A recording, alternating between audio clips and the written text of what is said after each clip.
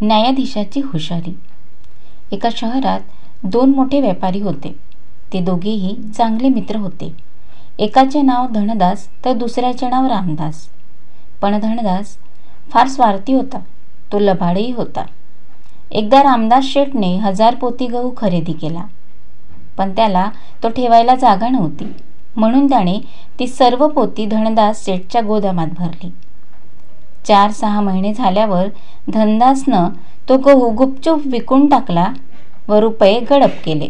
पुढे एके दिवशी रामदास शेठ धनदास शेठकडे आला व म्हणाला, मित्रा, मी तो गहू आता विकला आहे, तर गोदाम उघड, मी तो घेऊन जातो.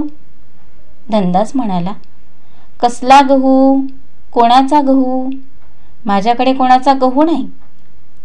रामदास शेठने ओळखले की त्याने आपला विश्वासघात केला आहे. आपला गहू याने हडप केला. आपणाला याने फसविले. रामदास शेठने धनदास शेठवर न्यायालयात फिर्यादी केली. धनदास शेठ कोर्टात हजर झाले आणि न्यायाधीशांना म्हणाला, महाराज, रामदास शेठने माझ्याकडे गहू ठेवलाच नाही. ते खोटेच सांगत आहेत. पण न्यायाधीश फार हुशार होते. त्यांनी थोडा वेळ विचार केला व म्हणाले, ठीक आहे, मी रामदास शेठना सांगितले होते की तुमचा गव्हाचा आरोप सिद्ध होणार नाही. आता थोडेफार मिळाले त्याच्यावर समाधान माना.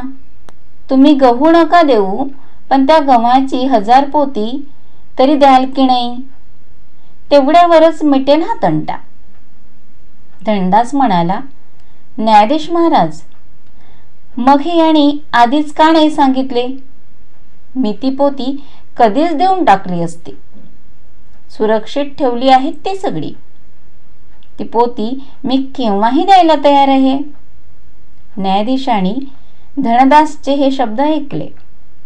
धनदासकडे रामदासने गहू ठेवले हे यावरून सिद्ध झाले होते.